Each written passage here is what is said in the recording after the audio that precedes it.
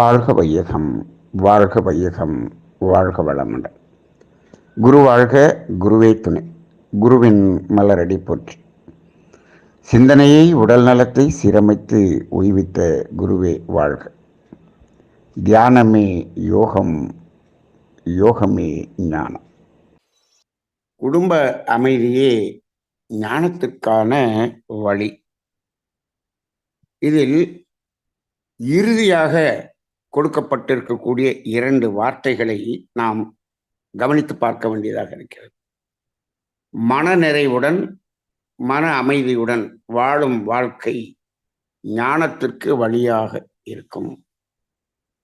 இப்போ இந்த இடத்தில் அந்த மன அமைதி, மன நிறைவு, இந்த 2ம் எங்கு நமக்கு கெடுகிறது என்பதை ஆய்வு செய்து பாருங்கள். இது சமுதாயத்தில் கெடுகிறதா, உலகத்தில் கெடுகிறதா, அல்லது குடும்பத்தில் இருந்து அது தொடங்குகிறதா என்று சிந்தனை செய்து பார்த்தால், இந்த மன அமைதியும் மன நிறைவும் என்பது குறைவுபடக்கூடிய இடமே குடும்பம்தான். இங்குதான் அது தொடங்குகிறது. இங்கு குடும்பத்தில் நிறைவு இல்லாமல் இருப்பதனால்தான் ஒவ்வொரு மனிதனும் சமுதாயத்தில் சென்று அவன் சமுதாயத்துக்கு துன்பம் கொடுக்கக்கூடிய செயல்களை செய்கிறான். அப்போ இன்று நாம் பொதுவாக பார்க்கும் பொழுது இந்த சமுதாயம் இப்படி கெட்டு கிடக்கிறது. இவ்வளவு செயல்கள் துன்பம் கொடுக்கக்கூடிய செயல்களாகவே அனைவரும் செய்கிறார்கள் என்று நாம் பார்க்கிறோம். சமுதாயத்தை பார்க்கிறோம். ஏன் இவர்கள் செய்கிறார்கள்? இவர்கள் இப்படி செய்வதற்கான மூலம் எங்கு தொடங்கியது என்று பாருங்கள். அது குடும்பத்தில் தான் தொடங்கி இருக்கும். ஆக ஒரு காலத்தில் இந்த உலக பொருள்களின் உற்பத்தி எப்படி இருந்தது, அது எப்படி சமுதாயத்தை சென்று அடைந்தது, அதில் எந்தவித கலப்படமும் இன்றி அது தூய்மையாக நடந்து கொண்டிருந்தது.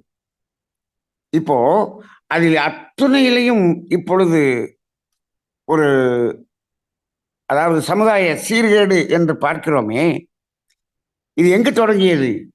குடும்பத்தில் நிறைவு இல்லை. ஏன் நிறைவு இல்லை? குடும்பத்தில் இருப்பவர்கள் தனது தேவையை பெருக்கிக் கொண்டார்கள். நாமும் பெருக்கிக் கொண்டோம், குடும்பத்தில் இருப்பவர்களும் தேவையை பெருக்கிக் கொண்டோம். சரி, இது ஏன் பெருக்கிக் கொண்டோம் என்று பார்த்தால், அது சக குடும்பங்கள், உறவுகள் இவற்றை பார்த்து பெருக்கிக் கொண்டோம்.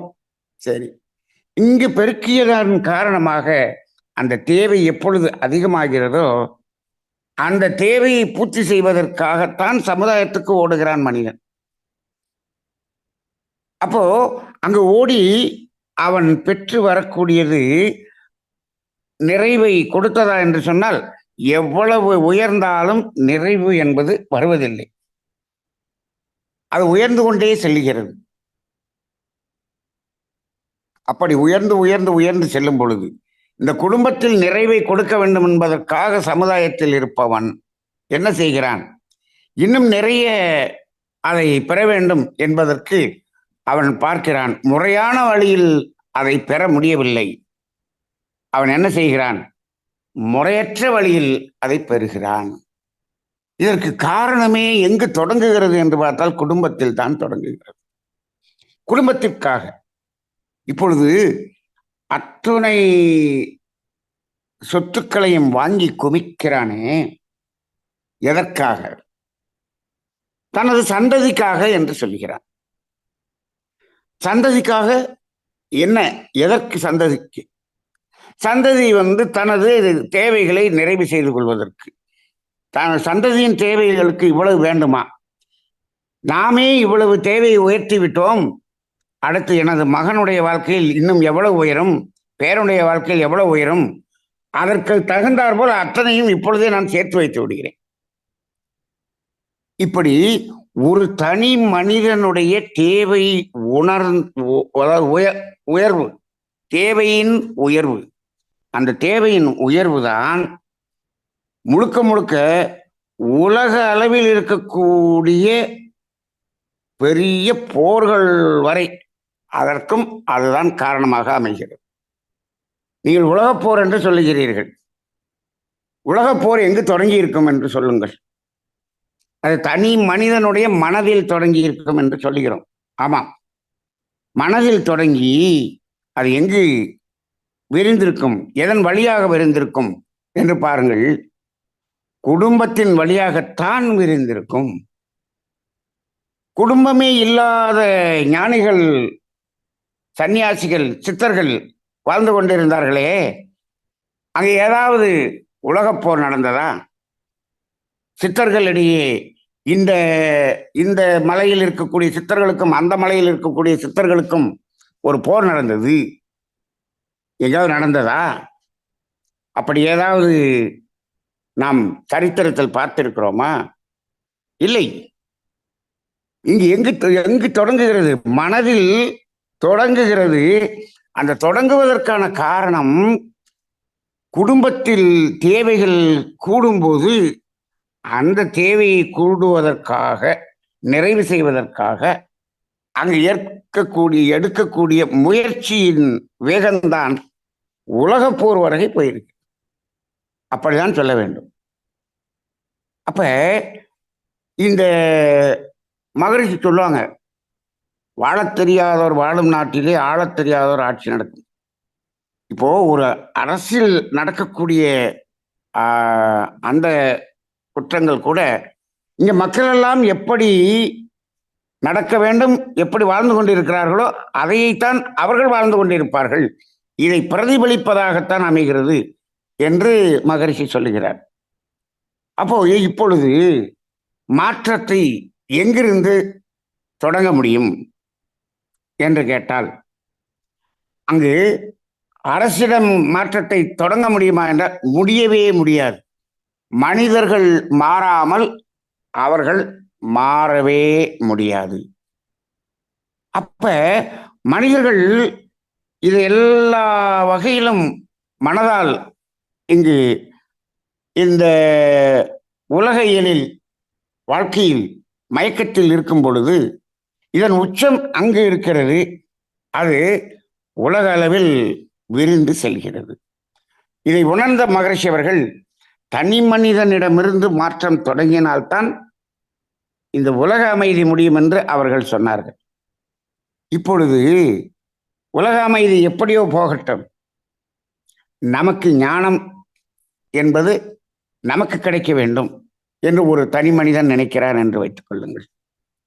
அப்ப அவன் எங்கு அந்த ஞானத்திற்கான பாதையை தொடங்க முடியும் என்று கேட்டால், இவனும் சமுதாயத்தில் ஒரு அங்கம் தானே.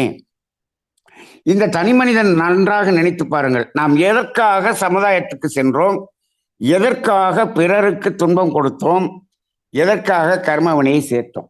இப்ப கர்மவினை தானே நமக்கு ஞானத்துக்கு தடை. இப்ப எதற்காக நாம் பிறரிடம் அந்த துன்பத்தை கொடுத்து கர்மவினையை சேர்த்தோம்?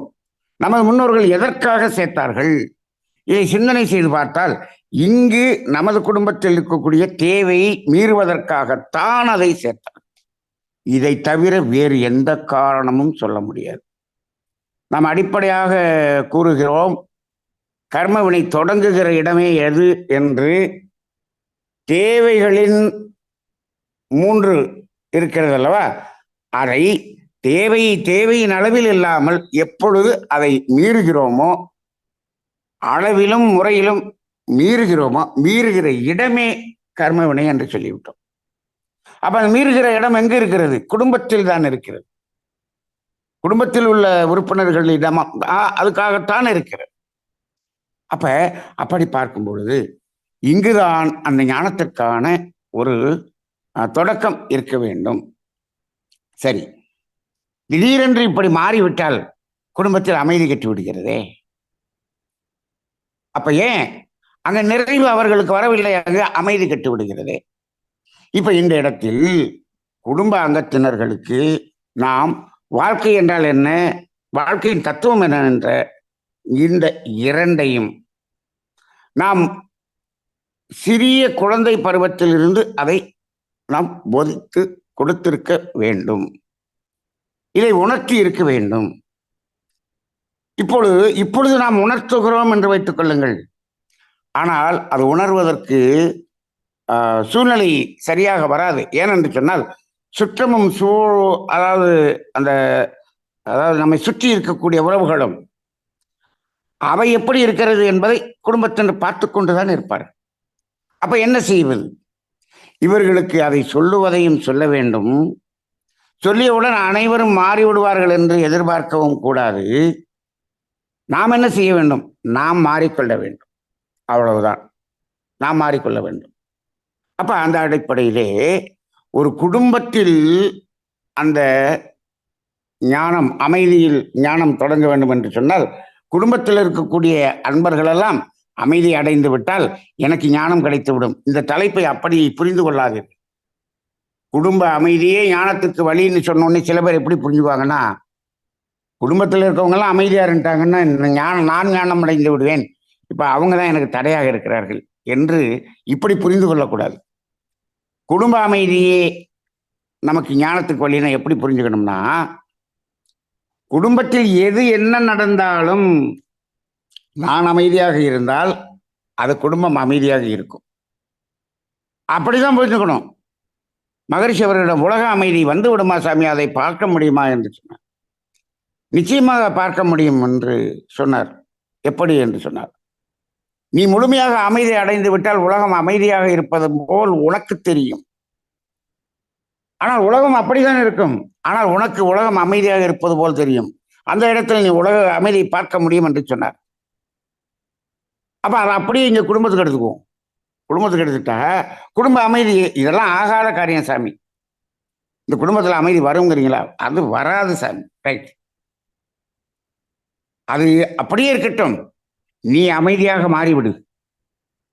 நீ எதையும் ஏற்றுக்கொள்ளக்கூடிய அளவுக்கு பக்குவத்துக்கு வந்துவிடு. அப்ப எப்படி ஏற்றுக்கொள்ள முடியும் என்று கேட்டால், அதற்காகத்தான் அந்த 3வது பாராவில் என்ன கொடுத்திருக்கு, தன்னிலை விளக்கம் அடைந்த பின்னர் என்று ஒரு வார்த்தை அங்கு கொடுக்கப்பட்டிருக்கிறது. தன்னிலை விளக்கத்தை அடைந்து பார். என்ன நடக்கிறது? ஏன் இவர்கள் இப்படி செய்கிறார்கள்? ஒவ்வொருவரும் என்னிடம் ஏன் இப்படி நடந்து கொள்கிறார்கள்? அவர்களிடம் ஏன் அப்படி நடந்து கொள்கிறார்கள்? அவர்கள் நடந்து கொள்வதற்கான காரணம் யார் மூலம் வந்தது? என்னிடம் இருந்துதானே வந்தது. நமது குழந்தைகள் இப்படி நடக்கிறார்கள். அது என்னுடைய கர்மவினையின் அடிப்படையில் தானே நடக்கிறார்கள். அப்ப நான் தான் அது காரணமாக இருந்திருக்கிறேன். அவர்கள் அப்படித்தான் இருப்பார்கள். சரி, அது நான் பெற்ற குழந்தைகள் என்னுடைய கர்மவினையின் அடிப்படையில் இருப்பார்கள். அவர்கள் அதை ஏற்றுக்கொள்கிறோம் தன்னிலை விளக்கத்தின் மூலமாக என்று வைத்துக் கொள்வோம். எனது மனைவி இப்படி நடந்து கொள்ளும் பொழுது, அல்லது எனது கணவர் அப்படி நடந்து கொள்ளும் பொழுது அதற்கு என்ன காரணம் என்று கேட்டால், கணவனோ மனைவியோ வருவதே உன்னுடைய கர்மவினையின் அடிப்படையில் தானே வந்திருக்கிறது. அதுவும் உன்னுடைய கர்மவினையின் அடிப்படையில். இந்த தன்னிலை விளக்கத்தை உணர்ந்து கொண்டால் என்ன செய்ய முடியும்? அதாவது அப்படியே இருக்கட்டும், நான் ஏற்றுக்கொள்கிறேன். ஆனால் அதுக்காக அப்படியே விட்டுறவும் கூடாது. அதை மனதளவில் ஏற்றுக்கொண்டு நாம் சொல்ல வேண்டியதை சொல்லிக் கொண்டிருக்க வேண்டும். நமது கருத்துக்களை சொல்லிவிட்டு, இதுதான் கருத்து, இதில் உங்களுக்கு உடன்பாடு இல்லை என்று சொன்னால் நீங்கள் அதை எடுத்துக்கொள்ளுங்கள், இதை செய்து கொள்ளுங்கள், நான் செய்ய வேண்டும் என்று நீங்கள் அதை கம்பல் பண்ணாதீங்க அப்படின்னு நம்ம அளவில் நமது வாழ்க்கையை மாற்றிக்கொண்டு ஒரு மனிதன் வாழ்ந்து கொண்டால், இப்ப என்ன செய்யறான்னா, நான் மாறினேன்னா நீங்களும் மாறணும் அப்படின்னு பிடிவாதம் பிடிக்கிறான். அங்கதான் பிரச்சனை. இன்னொன்று என்னவென்றால், இது இப்படியே போனால் இருக்கக்கூடிய இந்த பொருளாதாரம்லாம் கரைந்து விடுமை என்று நிறைய பேர் போராடுகிறார். போராட்டத்தில், குடும்ப அமைதியில் இருக்கக்கூடிய போராட்டத்தில் என்ன காரணம் என்று சொன்னால், இந்த பொருளாதாரம் பிரச்சனையாக இருக்கிறது. அங்கு சில இடத்தில் நாம் இந்த ஒரு ஞானத்தின் பாதையில் செல்லும் பொழுது நமது கர்மவினை கழிவதற்காக நம்மிடம் இருக்கக்கூடிய அந்த கர்மவினை சார்ந்த சொத்துக்கள் அதையெல்லாம் விற்க வேண்டிய ஒரு சூழ்நிலை வரக்கூடிய அளவுக்கு குடும்பத்தில் இருக்கிற நடக்கிறார்கள் என்று வைத்துக் கொள்ளுங்கள். அப்ப அவர்கள் உங்களை ஞானத்திற்கு பாதையில் உங்களை செல்வதற்கு அவர்கள் அதற்கு வழியை வகுத்துக் கொடுக்கிறார்கள். அப்படி என்று எடுத்து பாருங்கள். போனால் போகட்டும். இது என்ன இது என்ன நாம் பிறக்கும்போது கொண்டு வந்ததா? இல்லை, இடையில் வந்தது தானே, இடையில் போய்விட்டது, கர்மவினை போகிறது என்று எடுத்துக்கொள்ளுங்கள். அப்ப அந்த அடிப்படையில் குடும்பத்தில் அமைதி வரும்பொழுதுதான் ஞானத்தினுடைய பாதையில் ஒரு மனிதன் பயணிக்க முடியும். ஆனால் ஒன்றே ஒன்று, இதற்காக கடனை வாங்கி குடும்பத்தில் அவர்களுடைய தேவையை நிறைவு செய்து கொள்ளக்கூடிய குடும்பத்தில் ஞானத்திற்கு செல்லவே முடியாது. இருக்கக்கூடியது குறைகிறது என்று சொன்னால் ஞானத்திற்கு சென்று விடலாம். ஆனால் கடன் என்பது வந்தால் ஞானத்துக்கு செல்ல முடியாது. இந்த இடத்திலும் நமது தமிழ் ஆனந்த யோகத்தின் தாரக அந்த மந்திரம் என்ன? எது? விடுதல் என்பதுதான் நமக்கு ஞானத்துக்கு வழி கிடைக்கும். பெறுதல் என்பது நமக்கு ஞானத்துக்கின் பாதைக்கு தடையாக இருக்கும். அப்போ நம்மிடம் இருக்கிறது வெளியே போகிறது என்று சொன்னால் அங்கு ஞானத்தின் பாதை. கடன் வருகிறது என்று சொன்னால் அது பெறுதல், அது ஞானத்துக்கு தடை. அப்ப இப்படி ஒவ்வொரு வகையிலும் சிந்தனை செய்து ஒரு தனி மனிதன் தனது குடும்பத்தில் அமைதி தொடங்கினால், இதில் வெற்றி பெற்று விட்டான் என்று சொன்னால், அதன் பிறகு அந்த ஞானத்தின் பாதை கிளியரா, அதாவது நேரடியாக செல்லக்கூடிய அந்த பாதை நமக்கு கிடைத்துவிடும். ஆனால் இதை இவ்வளவு கர்ம வினையையும் கழிப்பதற்கு பயந்து கொண்டு இவன் குடும்பத்தை விட்டு சென்று விட்டவர்கள் பெரும்பாலானோர் ஞானம் அடைவது இல்லை. அப்படியும் நாம் பார்க்கிறோம். அந்த அடிப்படையிலே ஒரு மனிதன் ஞானத்தை நோக்கிய பாதையில் பயணிப்பதற்கு ஒரு அடித்தளம், பேஸ்மெண்ட் அப்படிங்கிறது குடும்பம். இந்த பேஸ்மெண்ட் சரியாக நாம் போட்டுவிட்டால் கட்டடத்தை சுலபமாக கட்டிவிடலாம். அந்த அடிப்படையில் குடும்ப அமைதி என்பதுதான் ஞானத்துக்கு வழி கொடுக்கும்.